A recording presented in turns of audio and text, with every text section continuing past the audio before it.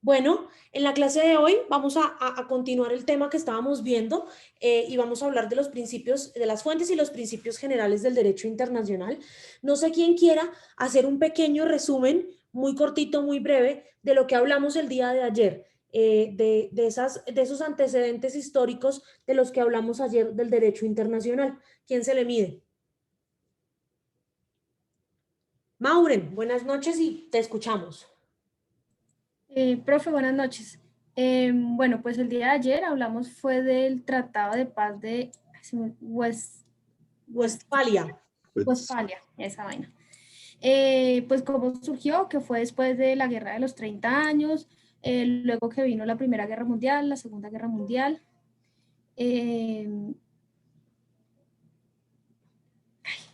Hubo algo que leí en la lectura que se llama el concierto de, se me va la palabra, el concierto,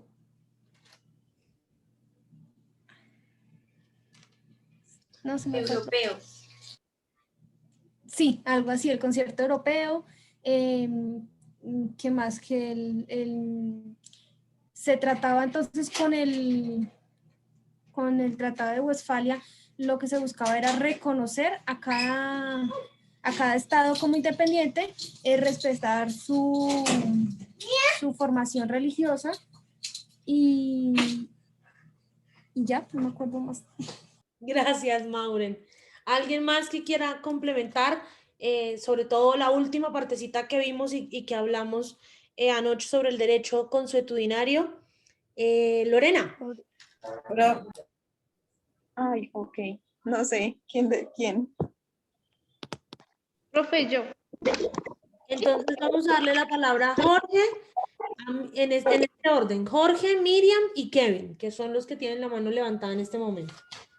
Bueno, profe, ayer hicimos un recuento, si bien lo dijo la compañera, con el tema de Westfalia, que fue el primer tratado que se firmó después de la Edad Media, y pues es el que como nos da paso a estos tratados internacionales, ¿no?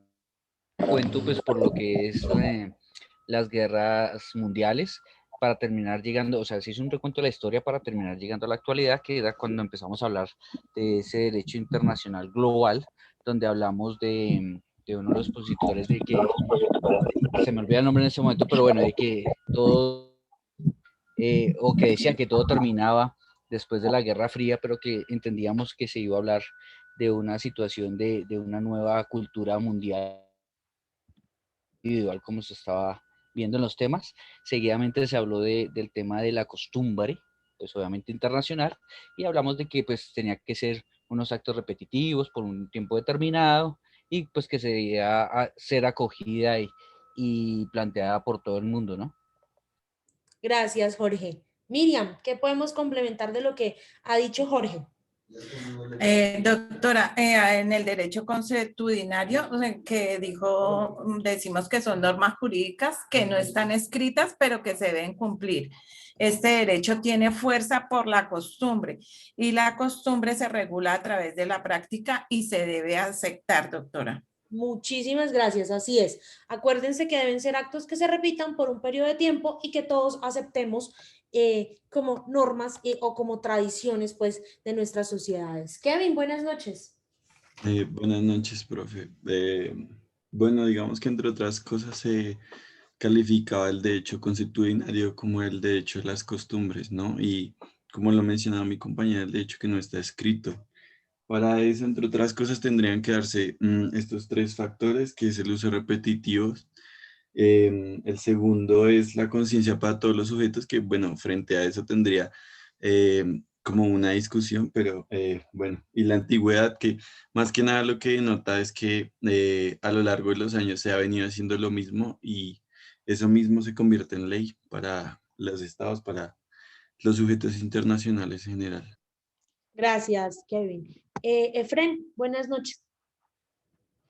Doctora, compañeros, buenas noches. Pues bien, yo tomé unos apuntes anoche muy breves, pues son prácticamente lo mismo que dijeron los compañeros, pues que el derecho de la costumbre es considerado como el derecho o el uso del derecho el derecho del uso o el derecho de la costumbre y que son normas jurídicas que no están escritas, pero su cumplimiento se hace una tradición.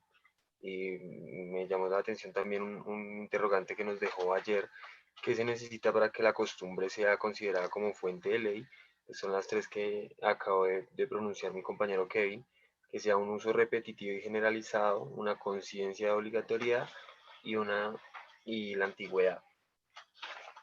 Así es.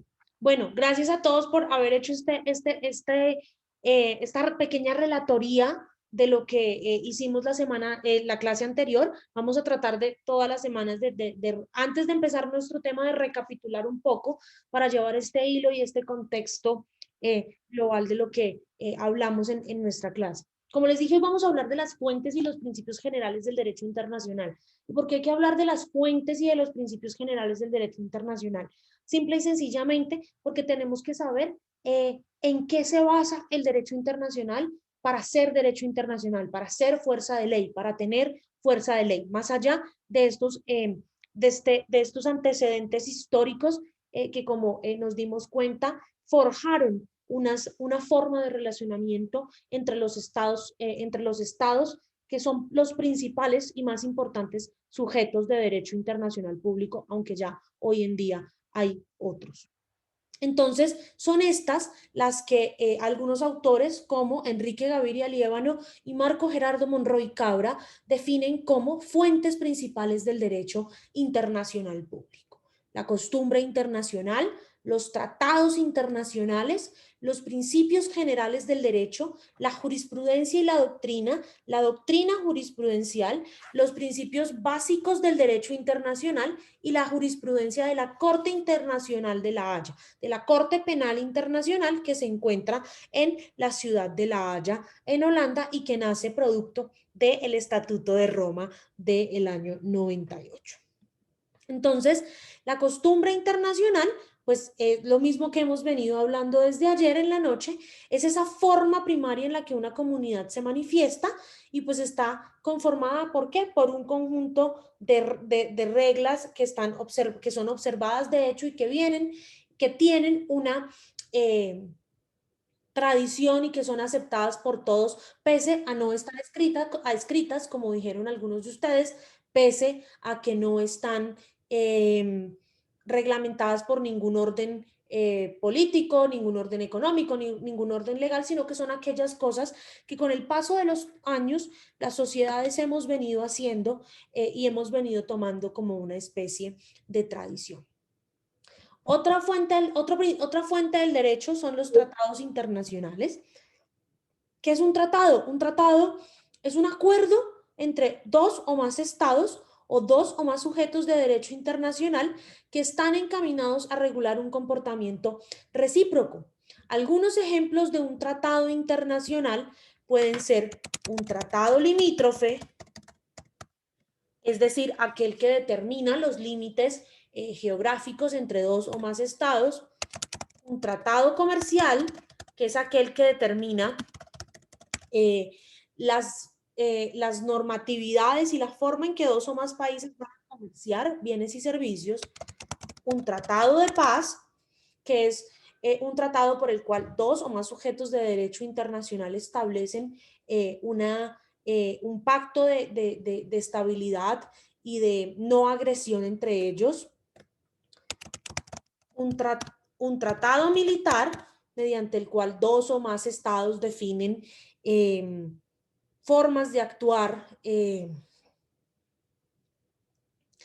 en materia de cooperación militar; un tratado de integración, por medio del cual dos o más estados deciden generar relaciones de cooperación política, de cooperación económica, de cooperación social, de cooperación militar; o, por ejemplo, un tratado medioambiental, mediante el cual dos o más estados deciden generar acciones conjuntas para proteger el medio ambiente. Hay muchos tipos de tratados internacionales, estos son algunos de ellos. Un ejemplo de un tratado limítrofe puede ser el Tratado de Esguerra-Bárcenas de 1928, por medio del cual Colombia y Nicaragua reglamentaron su frontera. Un tratado comercial puede ser el Acuerdo de Complementariedad Comercial entre Colombia y la Unión Europea, por medio del cual Colombia y la Unión Europea deciden comerciar bienes y servicios. Un tratado de paz puede ser el tratado que firmaron el gobierno de Irlanda del Norte y el Sinn Féin para poner fin a las hostilidades de este grupo armado que se llamaba el IRA. Un tratado militar puede ser el Plan Colombia, que fue un acuerdo de cooperación militar entre los Estados Unidos y Colombia. Un tratado de integración puede ser el Tratado de Maastricht, constitutivo de la Unión Europea, y un tratado medioambiental puede ser la COP, la Conferencia sobre el Acuerdo de las Partes de París, para hablar de cambio climático. Geraldine. Profe, una pregunta, yo no sé si lo vas a tratar más adelantico, pero me surgió la duda de qué se trata como tal un canje de notas. Lo vamos a hablar cuando hablemos del derecho internacional del mar y de el diferendo limítrofe entre Colombia y Nicaragua. Entonces, me estaría adelantando me estaría adelantando en el tiempo. De hecho, creo que lo vamos a hablar la semana que viene también, cuando hablemos de las modalidades de acuerdos internacionales firmados por Colombia a nivel internacional. Dayana, la cooperación técnica puede ir en acuerdos, en tratados comerciales, en tratados militares, en todo tipo de tratado, porque la cooperación técnica y tecnológica implica el intercambio o transferencia de conocimiento. Entonces nosotros podemos hacer intercambio de conocimiento en temas militares, en temas medioambientales, en materia de buenas prácticas para los estados. Ahí iría, la cooperación técnica puede ir en cualquier acuerdo, no necesariamente tiene que haber un acuerdo de cooperación técnica. Shahid. Sí, una pregunta, ¿los tratados o los acuerdos que hacen para el desarme nuclear entrarían dentro de los ejemplos de tratados militares? Pueden ser tratados militares o tratados de paz, depende la naturaleza de los mismos. Independientemente de que el desarme nuclear se haga entre dos países que nunca han estado en guerra. Sí, señor. Ok. No tiene nada que ver. Gracias. Los principios generales del derecho son aquellas exigencias éticas que son inmediatamente aplicables en orden a las relaciones internacionales de cada época o de cada situación histórica. Pues la jurisprudencia, ustedes que son estudiantes de derecho saben mejor que nadie que la jurisprudencia son todas aquellas decisiones de árbitros y fuentes que se constituyen en fuente per se del derecho internacional, porque no solamente sirven para resolver casos según algunos precedentes, sino también para aplicar estas normas éticas que son los principios generales del derecho. La doctrina jurisprudencial está contenida en todas las opiniones consultivas de la Corte Internacional de Justicia de La Haya, que no son obligatorias, pero que de una u otra manera constituyen un precedente que obliga a los estados. Por ejemplo, cuando la Corte Internacional de Justicia da una opinión sobre la forma en la que los estados deben aplicar el derecho internacional del mar, ya esto se convierte en doctrina jurisprudencial y de una u otra manera obliga a los estados a escuchar a los jueces y a la Corte Internacional de Justicia. Los principios básicos del derecho internacional son aquellos, si bien son unas normas éticas, igual que los principios generales del derecho, los principios básicos del derecho internacional están enunciados en la Carta Constitutiva de las Naciones Unidas y en la Declaración sobre los Principios de Derecho Internacional referidos a las relaciones de amistad y cooperación entre los estados. Algunos de estos principios son el principio o el derecho a la paz y la seguridad internacionales, el respeto a la soberanía de los pueblos, el respeto a la libre autodeterminación de los pueblos, el principio de no inmiscuirse en asuntos internacionales de otros países y todos aquellos que están, como lo dije anteriormente, previamente enunciados en la Carta Constitutiva de la ONU. Y la jurisprudencia de la Corte Internacional de Justicia de La Haya. la jurisprudencia del Tribunal Permanente de la Corte, Internacional de Justicia de La Haya, pues cumple un papel importante porque al ser sentencias judiciales de obligatorio cumplimiento terminan convirtiéndose también en jurisprudencia para todos los estados. Entonces, ese fallo que se dio en el 2012 respecto del diferendo limítrofe entre Colombia y Nicaragua por San Andrés, Providencia y Santa Catalina y la delimitación de la frontera del Tratado de Esguerra-Bárcenas de 1928 sobre el Meridiano 82, ya en este momento es jurisprudencia. Es decir, cuando la Corte vaya a fallar otros casos de otras demandas o de otros diferendos limítrofes entre estados que sean similares, puede tomar como ejemplo la jurisprudencia, ese caso específico de Colombia y Nicaragua. Kevin, tenías abierto el micrófono, ¿me querías preguntar algo? Nada, profe, es que, bueno, ahora que dices eso, recordé algo que leímos en el texto que nos enviaste, y era como en referente a eso, ¿no? Que la función pues, del derecho internacional, entre otras cosas, era como crear derecho, y pues eso se crea por jurisprudencia también. Así es.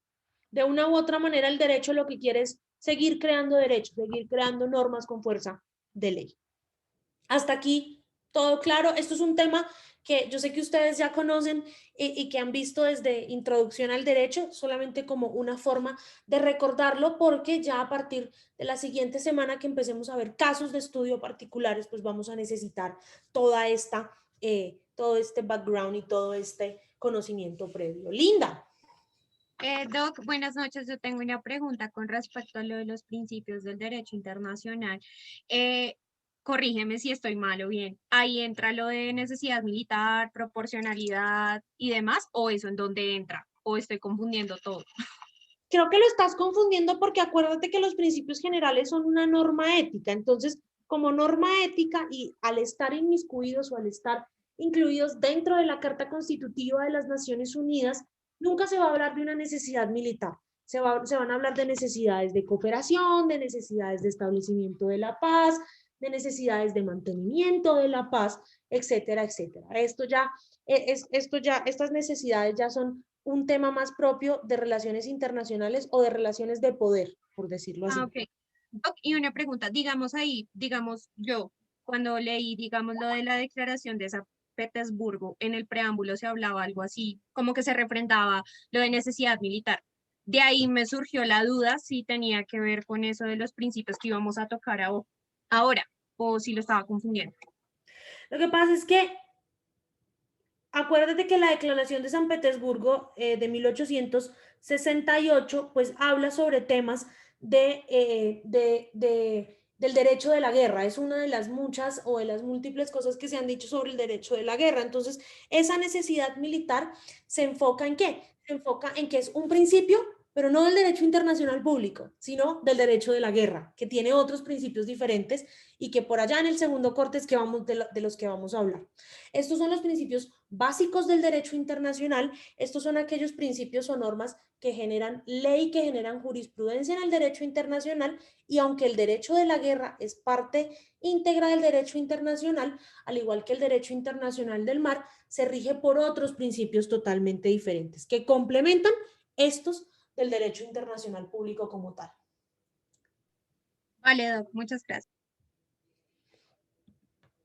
¿Cuáles son los principios básicos del derecho internacional? Principio número 1, súper importante. Los estados en sus relaciones internacionales no pueden recurrir a la amenaza o al uso de la fuerza contra la integridad territorial o la independencia política de cualquier estado. ¿Por qué? Porque hay que respetar 3 principios básicos: el principio de autodeterminación de los pueblos, el principio de soberanía de los pueblos y el principio de no injerencia en asuntos internacionales. Además de esto, tenemos que entender que los estados son soberanos y que cuando nosotros reconocemos internacionalmente a un estado, estamos reconociendo esas características de las que nos hablan los principios weberianos de la constitución de un estado-nación. Una soberanía, una población, un territorio, el uso del monopolio del uso de la violencia y, por supuesto, el reconocimiento internacional.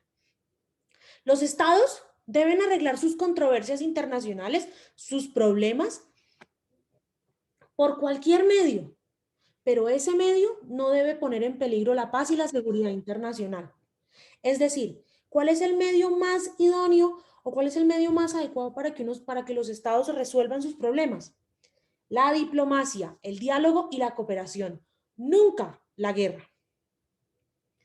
Nosotros como estados tenemos la obligación de no meternos en asuntos que son propios de la jurisdicción de nuestros países aliados o de nuestros países vecinos. Es decir, si a nosotros no nos llaman y no nos piden una opinión consultiva, nosotros como gobierno de este estado no podemos meternos en la situación interna de Venezuela, de Ecuador, de Brasil, de Perú, de Bolivia, de ningún país, ni de la región, ni del mundo.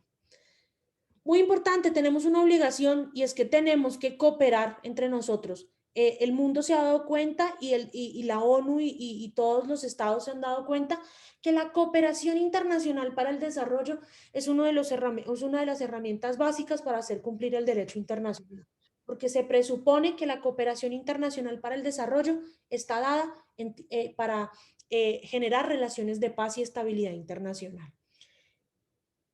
Laura, la equidad hace parte de los principios generales del derecho internacional público ¿en términos de qué? En términos de que entendemos que todos los pueblos son iguales y que todos los países tienen los mismos derechos y deberes a nivel internacional.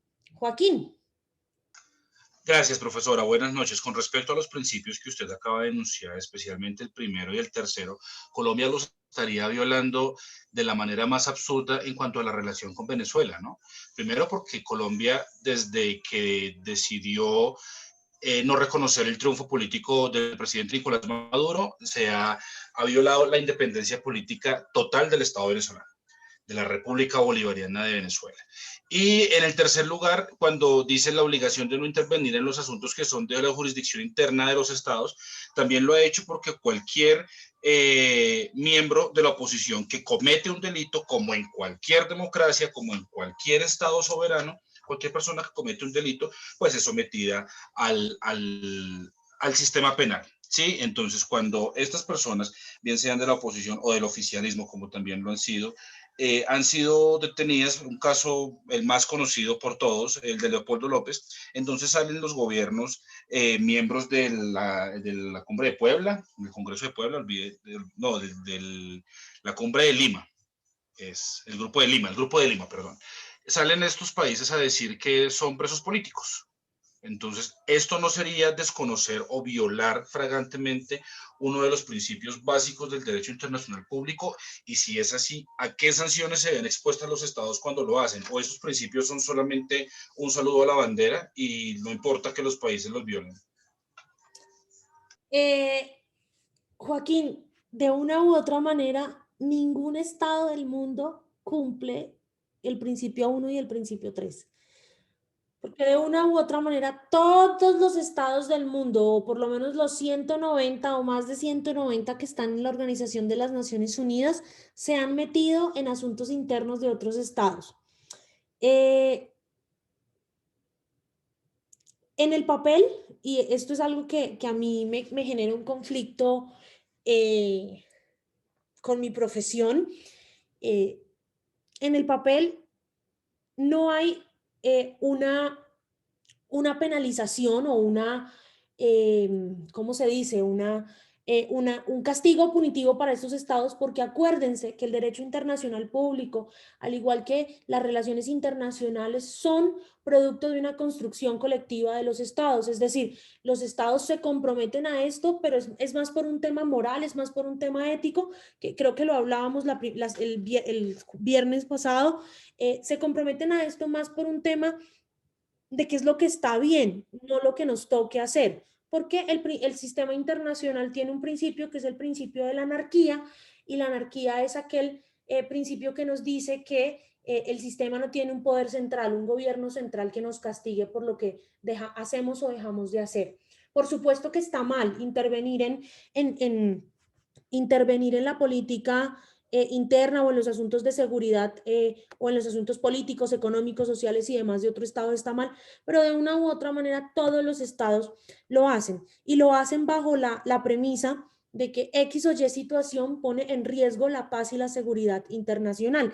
En este caso, el gobierno de Colombia y muchos otros gobiernos del mundo han hecho énfasis en que el gobierno de Nicolás Maduro ya no es un gobierno elegido democráticamente, ya no es un gobierno donde se respeten las libertades individuales de los venezolanos, y que esto genera eh, una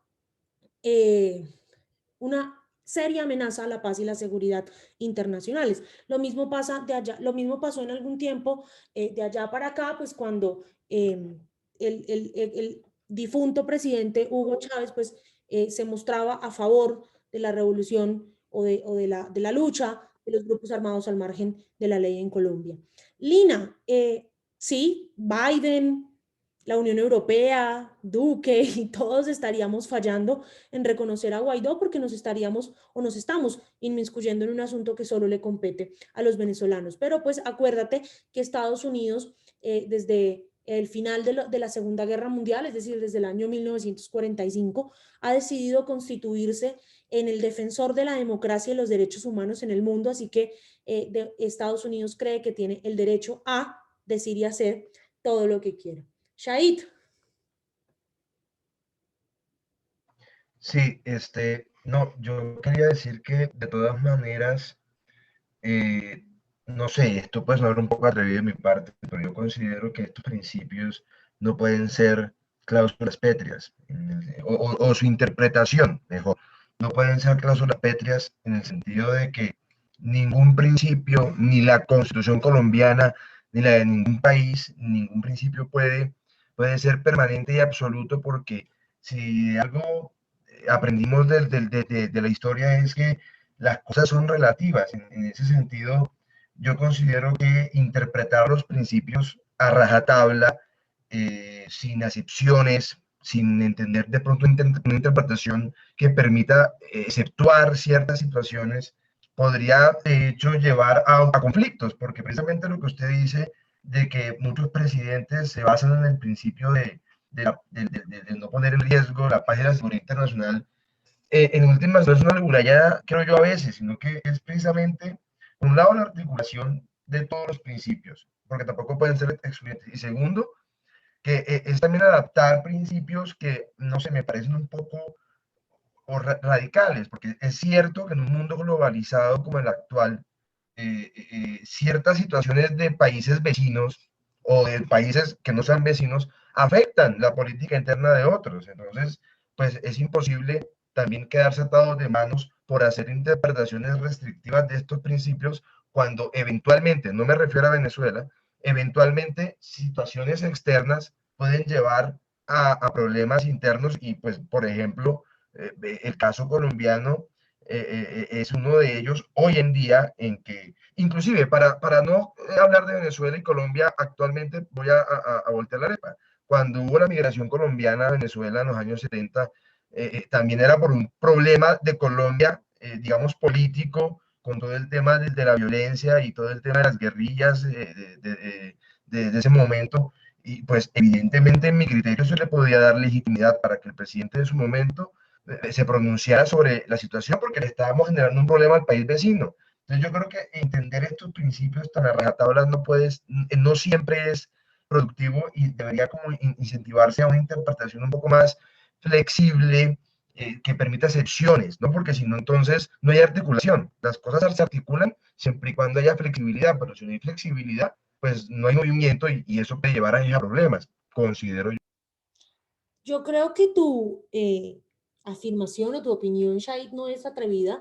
De hecho, yo estoy de acuerdo contigo. Yo soy de las que piensa que todo debemos interpretarlo de acuerdo al contexto histórico, al contexto social en el que nos encontremos en el determinado momento. Así como tú lo dices, interpretar la ley a rajatabla sería como interpretar la palabra de Dios, la Biblia, el Corán, el Talmud o todos los libros religiosos a rajatabla, y eso también sería un poco contraproducente. Así que yo creo que estos principios deben tener una interpretación crítica y que responda a la coyuntura histórica en la que determinadas sociedades se encuentren en ese momento. Jorge. Sí, profe, en resumidas cuentas, pues iba a decir lo que acaba de decir el compañero Shahid, toda vez de que si bien están los principios, pues no lo veamos simplemente como un abogado al pie de la letra, miremoslo como un jurista. Toda regla tiene su excepción. Así Y es. si bien es cierto, debo respetar la soberanía de X o Y país para no entrar en controversias con nadie de ningún país, también es cierto que, hombre, yo le respeto la soberanía, sus decisiones no afecten ni mi soberanía, ni mi territorio, ni mi población. Porque es que tampoco puedo quedarme callado cuando algo que usted haciendo que me está afectando a mi país Y. ¿Mm? Ahora, si bien es cierto, hay que buscar una cooperación entre todos los países. Si bien es cierto, hay que respetar una soberanía. Hombre, muchas veces a todos nos hace falta alguien que nos jale las orejas también o nos haga ver las cosas de manera distinta y que muchas veces no vemos el error que estamos cometiendo. Entonces, aquí el tema no es de pronto qué sanción puede tener un país por intrometerse o no. Más bien miremos por qué se está entrometiendo y hasta dónde puede ser también algo que está cometiendo las acciones. Eso diría yo. Y que debemos dejar esto, estoy de acuerdo contigo, Jorge, y que también debemos, o los estados, más que nosotros como ciudadanos, los estados deben dejar de ver esto como un tema netamente ideológico. Esto no es ni blanco ni negro. Esto, la norma no debe ser ni blanca ni negra, sino debe también poder tener sus grises y debe poder ser interpretada de acuerdo a las, como lo repito nuevamente, la coyuntura histórica, la coyuntura social, política, económica en la que estemos en ese momento. Siempre procurando, por supuesto, la seguridad y la paz internacionales. El derecho internacional público no busca castigar a nadie, no busca que los estados entren en guerra, lo que busca es fomentar y generar espacios de paz y seguridad internacional. Otro de los principios básicos del derecho internacional es, por supuesto, la igualdad soberana de los derechos y la libre autodeterminación de los pueblos. Los pueblos son libres de decidir política, económica, cultural, socialmente sus modelos de desarrollo. Aquí viene lo que me preguntaba Laura hace un momentico, la equidad o la igualdad entre los estados. Aquí no hay estados de primera, no hay estados de segunda, y esas son algunas de las críticas que sobre todo se le hacen a los modelos de desarrollo impuestos desde lo que se llama el norte global, que no tienen en cuenta a los estados del sur. Y por supuesto, y lo más importante, es que los estados van a cumplir de buena fe las obligaciones que contraen por su propio gusto. A los estados, chicos, nadie los obliga a firmar un tratado internacional. A los estados nadie les pone una pistola y les dice, vaya, firme ese tratado de protección medioambiental, o vaya, firme ese tratado de libre comercio, o vaya, firme ese tratado de no proliferación de armas nucleares. No, los estados lo hacen porque consideran que es la mejor manera de vivir en sociedad y de vivir en comunidad. Entonces, eso siempre tenemos que tenerlo presente, y es que a nosotros como Estado colombiano o a nuestros líderes, nadie los obliga a firmar un tratado. Ellos van y lo firman porque quieren. ¿Y qué fue lo que pasó? Por ejemplo, es un ejemplo que siempre me gusta poner. Colombia firmó la Declaración Internacional, la Convención Internacional del Derecho del Mar, pero no la ratificó. Entonces, Colombia no está obligada a cumplir el derecho internacional del mar. Si no quiere hacerlo, pues no lo hace, y no hay un castigo punitivo. Nadie le va a dar correa al Estado colombiano por no cumplirlo. Que vamos a quedar mal a nivel internacional, sí. Las relaciones internacionales y con el derecho internacional público, y traigo algo que dije en una clase que tuve esta mañana con mis estudiantes del programa de gobierno y relaciones internacionales.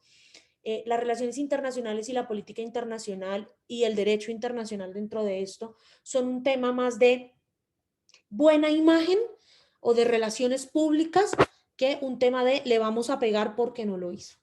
Entonces, el peor castigo para un Estado en la arena internacional es que lo vean como un Estado que no cumple tratados internacionales, que no respeta la ley internacional, que no le gusta vivir en armonía y en sociedad con los demás estados. Reflexionemos sobre estas tres preguntas. ¿Ustedes creen que el derecho internacional es una buena fuente de relacionamiento entre los estados? De esos principios que vimos, ¿cuál es como el más acertado o el que más se cumple de esos principios de derecho internacional? Y ¿es de verdad la costumbre una buena fuente de derecho internacional? ¿De verdad debemos dejarnos guiar por la costumbre o debemos positivizarnos completamente y escribirlo todo en un papel? Jorge. Gracias, profe.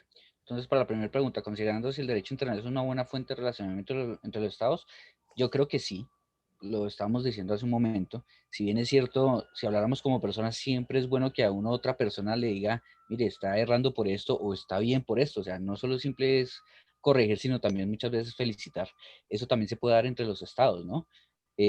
Actualmente con este tema de la globalización, con lo que se está buscando de que haya una cooperación entre todos los países, pues me parece perfecto lo que está haciendo el derecho internacional público.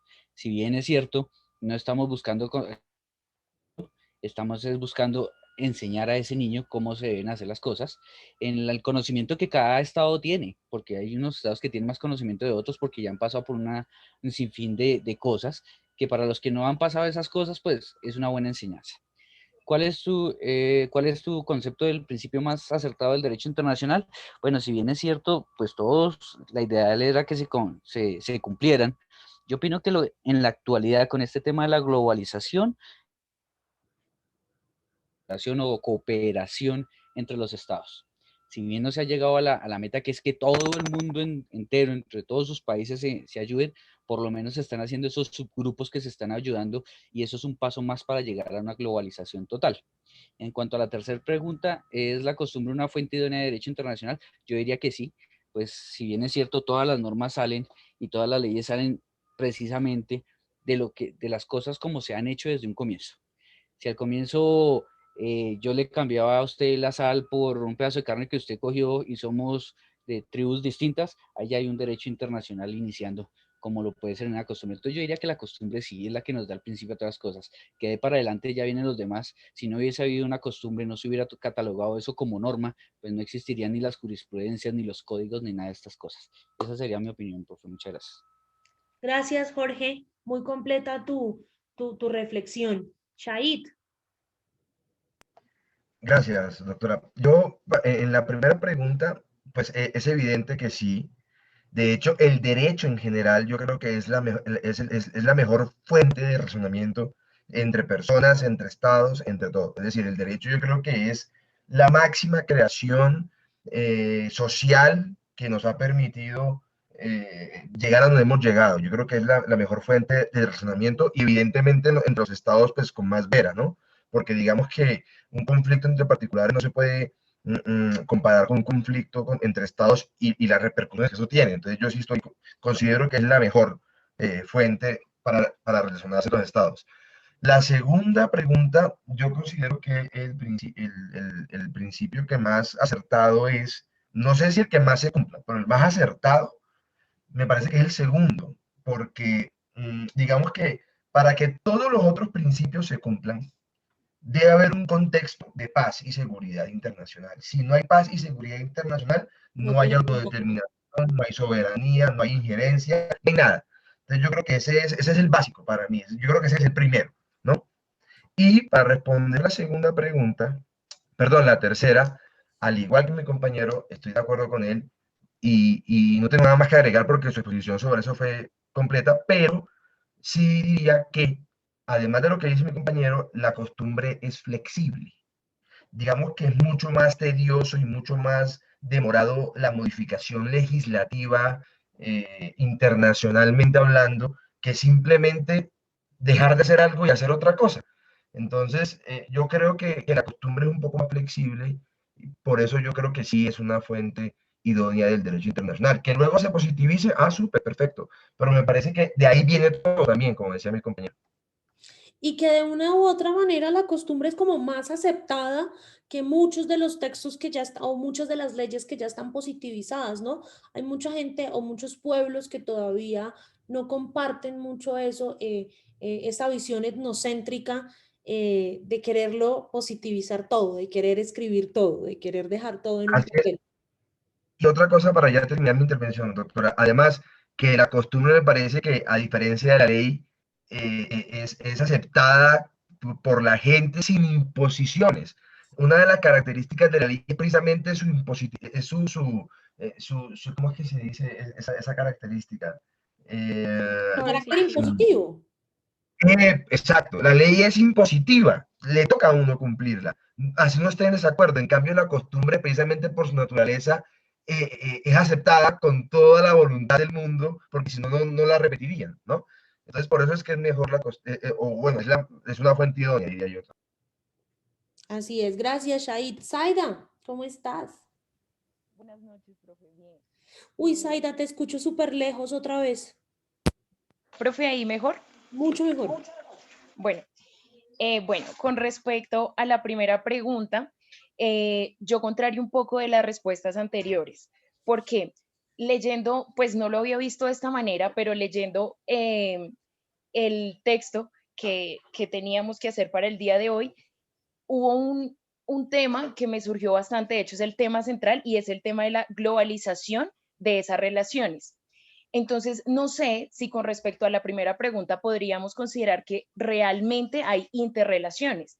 En principio lo que decíamos era, cada estado tiene pues sus políticas, tiene su régimen y su modo, de alguna forma decirlo, su modo de llevar las cosas.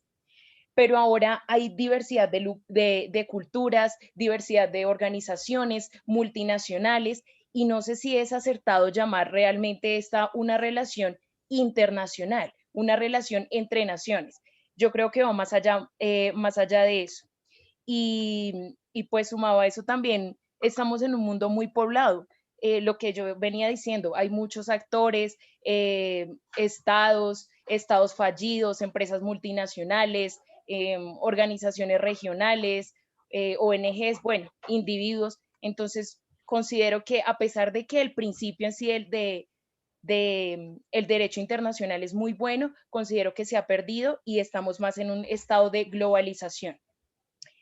Bueno, como segundo, ¿cuál es el concepto del principio más acertado? Comparto la respuesta de mi compañero Jorge, y más en la situación que estamos viviendo, que es la cooperación entre sí, pues todo el tema del COVID y demás, considero que ese es el principio más acertado en este momento. Y por último, que si la costumbre es una fuente idónea del derecho internacional, completamente, y sumado a lo que dicen mis compañeros, la costumbre considero que genera más obligatoriedad que incluso otros principios. Pues es como eso, profe. Sí, mayor obligatoriedad. Pero ¿no crees, Zaida, que ese mismo proceso de globalización per se ha hecho que los estados tengan que recurrir al derecho internacional para buscar un equilibrio entre sus relaciones y que haya equidad y justicia en todos los aspectos? ¿No crees que es más bien que la misma globalización ha hecho que tengamos que vernos, no quiero decir obligados, pero que tengamos que irnos al derecho internacional para buscar una mejor forma de relacionarnos? Sí, profe, en eso sí concuerdo y me contrario un poco con lo que dije anteriormente. Sin embargo, a lo que me refiero con el tema de globalización es como de pronto ese respeto a estado individual, donde literalmente cada estado miraba qué hacía y no se metía con ningún otro, ¿sí? A eso es lo que me refiero como en esa relación internacional se ha perdido un poco y hay más formas de relacionarse y no solo únicamente viendo al Estado individualmente. Porque ya el Estado no es el más importante actor del sistema, porque ya hay otros. Exactamente, profe. Gracias, Zaida. Linda. Bueno, Doc, tomando un poquito en tema de lo que estaban diciendo mis compañeros, y pues aquí traigo un poquito el tema de correlación. En algún momento tuve la oportunidad de leer una de las cartas de la OEA, y pues con esto quiero responder a la primera pregunta. Digamos, aquí se habla mucho que el derecho internacional da, por decirlo así, principios y herramientas para mantener la paz y la seguridad entre los países. Digamos, aquí el derecho internacional no solamente se encarga de evitar la hostilidad, como pues ya se había dicho anteriormente, sino que también protege, digamos, como el tema económico, cultural y social de cada país. Por ende, sí trato como de contrariar un poco lo que acabo de decir mi compañera con respecto a que era una buena fuente de relacionamiento entre los estados, porque lo que busca el derecho internacional público es esto, o sea, mantener como como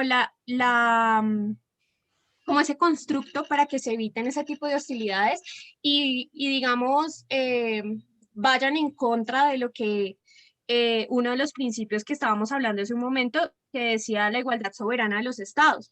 En este caso, que permitan irrumpir, o bueno, no sé cómo decirlo, romper, por decirlo así, esos principios que fundamentan a esos estados. Entonces siento que sí es una buena fuente de relacionamiento entre los estados, como ya lo dije y lo reitero.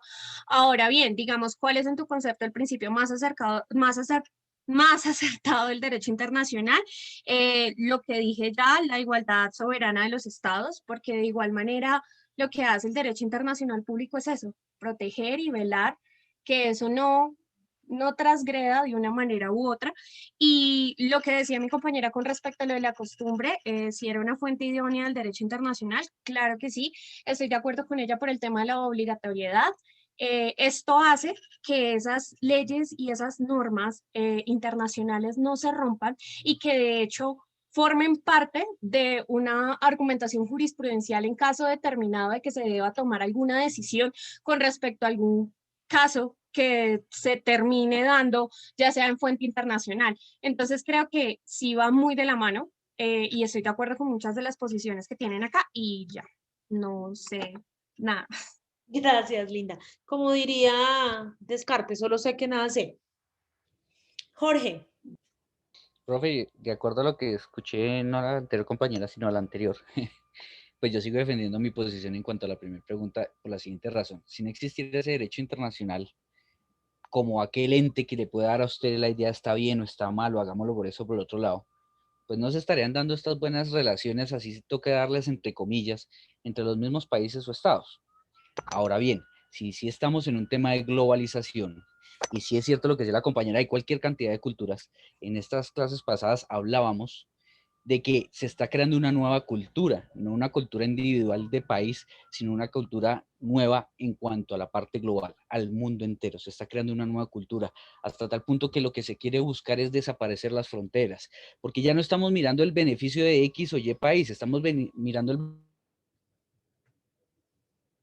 como tal. Entonces, eso se llama evolucionar, no seguir pensando como pensábamos antes, no seguir haciendo las cosas de la manera que las hacíamos antes. Si antes para hacer X cosa me demoraba 3, 4 pasos, y si ya encuentro la manera de hacerlo en 2 pasos, eso es maravilloso, eso es evolucionar, eso es seguir para adelante, pero no se pueden dar las cosas si no hay un ente como lo puede ser el derecho internacional para que se empiecen a solucionar infinidad de conflictos entre estados y países y empezar a mover el tema de pensamiento de manera distinta.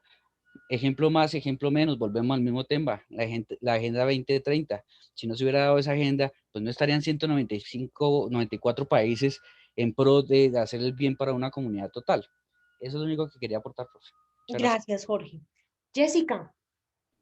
Buenas noches, profe. Pues digamos, yo estoy de acuerdo con mi compañero Jorge, y más porque en la lectura se basaba mucho en eso. Y él antes era solo pensar, decía la lectura, literal, que eran egoístas, porque solo pensaban en su bienestar y al momento de pensar en ese bienestar empezaba la guerra. Entonces, en este momento creo pues que el derecho internacional es muy importante porque es como esa ayuda mutua entre naciones, entre estados, sin la necesidad de llegar a la guerra. Y como tú decías, o sea, los problemas no se solucionan con guerra, sino sentándose a dialogar los problemas y llegar a una solución. Acuérdense, y lo puse en el chat, todo es producto en ciencias sociales y en todo lo que tiene que ver con sujetos sociales, es construcción colectiva. Entonces, este proceso de construcción colectiva histórico que nos ha llevado a buscar la paz y la seguridad internacionales ha pasado por una serie de procesos y una serie de cambios, pero sin lugar a dudas, hoy de una u otra manera, más o menos estamos mejor que hace 60, 70 años, y eso también es producto de esas normas y de esa costumbre internacional que hemos decidido generar. Muchachos, estos son los debates que a mí me gusta dar, a mí me gusta escucharlos y de verdad las intervenciones de todos, de Jorge, Shahid, de Zaida, de Linda, de Jessica, de Kevin, de todos los que participaron, tanto como en el análisis de prensa como ya en estas preguntas que siempre me gusta reflexionar con ustedes al final de cada clase, enriquecen mucho más la construcción que estamos haciendo acá de una clase muy dialógica. El objetivo de esto es que dialoguemos y que entre todos construyamos el conocimiento que estamos viendo en nuestra asignatura.